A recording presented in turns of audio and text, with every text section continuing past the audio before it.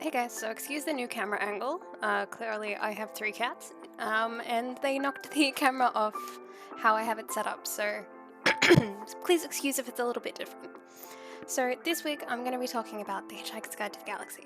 Now, I briefly touched on this when I did my worst books review last week, but because it's such a big series, I figured it needed its own video. So,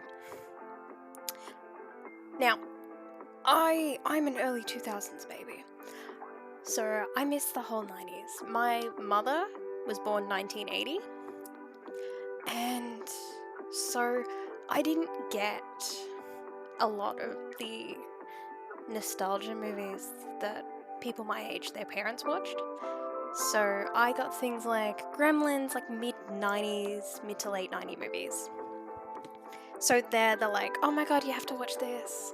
Sit down, watch that sort of thing. Another one was Bridge to Terabithia as well. That's quite recent. Anyway, enough about my mum.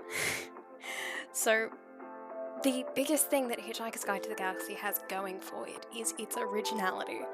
Everyone knows the meaning of life is 42. Everyone knows that if you're going to travel in space, you need to bring a towel. Why? I have no idea.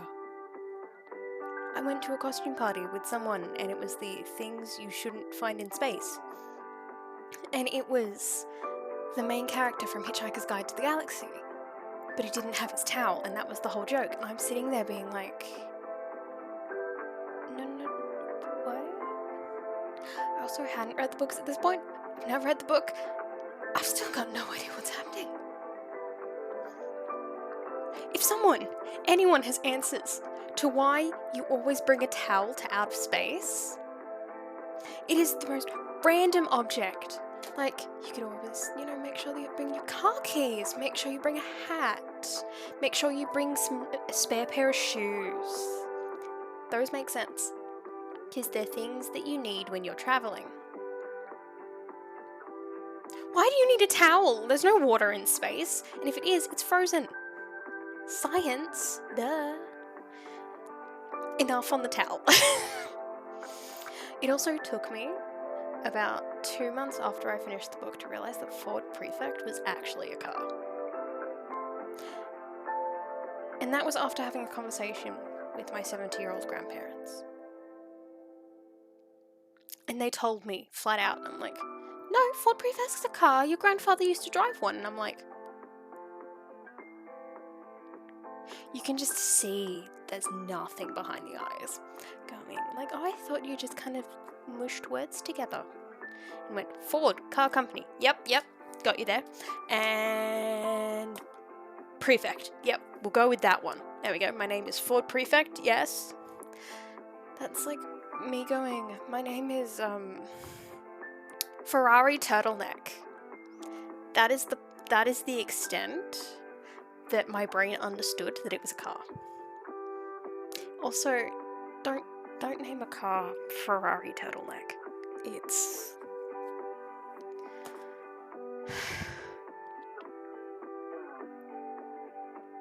Ferrari Turtleneck. Yeah, that's where I go.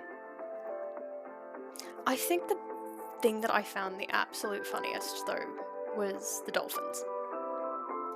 And like the order of the most intelligent animals, like, and humans not being on top. I really appreciated that was well done.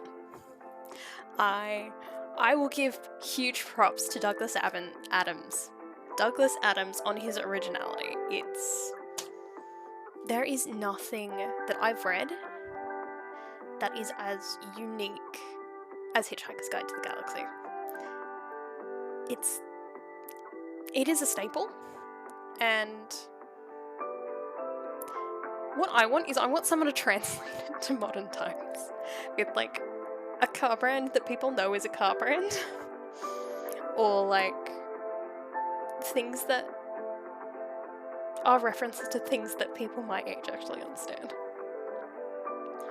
Because the plotline is gorgeous. The entire book is ingenious.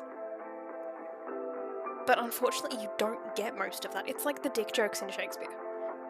Reading Hitchhiker's Guide for me was like reading Shakespeare. It is a whole other language with whole other idioms and colloquialisms. Only thing is I can understand Shakespeare because that's like translated. Like let this dagger, or something thy sheath. Happy dagger, let my bosom be thy sheath, or something. It is literally like that's when Juliet kills herself in the end of Romeo and Juliet. That is literally a dick joke. That is 100% a dick joke. If there is a dagger, or a sheath, or a sword, or something like that, they're talking about penises. They're talking about penises. Anyway, this got out of hand relatively quickly. Anyway, tune in next week while I ramble about books and share my opinions. Speaking of, I would have loved Hitchhiker a lot better if I understood what was happening. So I gave it a 5 out of 10 for originality, and everything else because I couldn't understand it. Anyway, so that's for this week. Tune in next week. We'll see you soon.